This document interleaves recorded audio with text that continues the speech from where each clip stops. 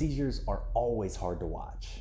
My name is Dr. Hunter Finn, I'm a vet, and I'm going to tell you what to do if you ever find yourself in this situation. A seizure is the clinical manifestation of excessive hypersynchronous neuronal discharges that usually only last a few minutes. I'd like to start out by saying this guy did a good job by protecting his cat, making sure that he wasn't hurting himself or falling down a flight of stairs, also videoing and documenting how long this episode lasted, and lastly contacting his vet as soon as he had the opportunity to. There are three seizure stages. The first stage is what's called prodromal, and this stage usually consists of behavioral changes that can happen days to hours before the actual seizure occurs. Ictus, which is the actual seizure event, which is usually around 2 to 3 minutes or sometimes less. And then post-ictal, which is the immediate period after the seizure, and this can last for hours to sometimes days as well. There really are two main types of seizures that can happen in your cat. The first type of seizure is what's called a focal seizure. This type of seizure may only affect one part of the brain, so you may only see odd behavior changes like sometimes singular eye twitching or one arm that's moving in an odd fashion, or sometimes they're just sitting there staring blankly at a wall and you're not exactly sure what is happening. Focal seizures can be very hard to detect in many cases. People are more familiar with the second type, which is called a generalized seizure. Generalized seizures typically involve both halves of the brain, so that's when you get usually loss of consciousness, they're paddling, they're spazzing out, they're biting, they're making some pretty crazy bodily movements. And a lot of times they will urinate and defecate or even vocalize. These are very, very hard to watch.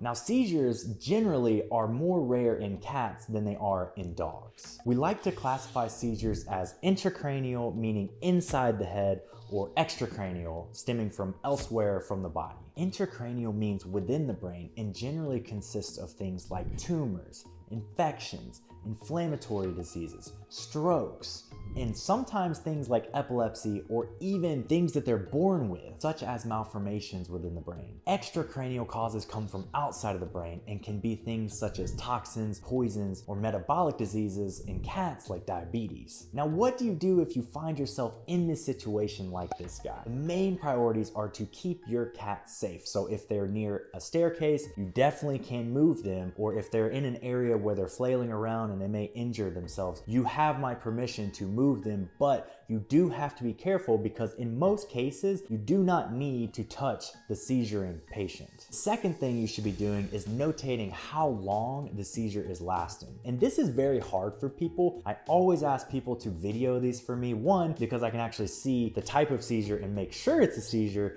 And two, it also documents usually the length and severity of how the seizure is acting. And like I said before, most seizures will last between 2 and 3 minutes. If it is lasting longer than 3 minutes, 100% go ahead and call your vet because this can become a severe medical emergency. And you may have to go to your vet to get an injection to stop the seizure from being active. After contacting your vet, they may recommend that you bring them in for some diagnostics such as blood work and urine tests to rule out things like toxins, or they may recommend more advanced diagnostics such as x-rays, ultrasound, or even an MRI of the brain. Many times, even with extensive testing, you don't always get an answer for what caused the seizure. And in many of these cases, we term it idiopathic epilepsy. Generally, these primary epileptic patients are treated with anti-epileptic medication such as Keppra or phenobarbital, and these are lifelong medications. It's important to note it also can take a few weeks for these medications to reach full effect. So if your vet has prescribed this for your pet and they have a seizure shortly after, do not freak out too much. Don't just stop the medication. You may have to give it more time to actually work. I like to tell people the goal of seizure management is not necessarily to cure the seizures and reduce any from ever happening, although that would be great. Most of the cases, we are just reducing how often they happen and how severe those episodes are. This is actually one of my seizure dogs. He had a seizure whenever he was a puppy, and he was actually reacting to parvovirus that his litter had. He has been seizure free for the last 1.5 years of his life, and we're hoping that he stays that way. So in many cases, we go from having 1, 2, 3, or 4 seizures a month or cluster seizures to maybe only having 1 or 2 seizures a year, which in my opinion is very acceptable. It's important to note these pets can absolutely have good, long quality of life like pets that do not have epilepsy or seizures.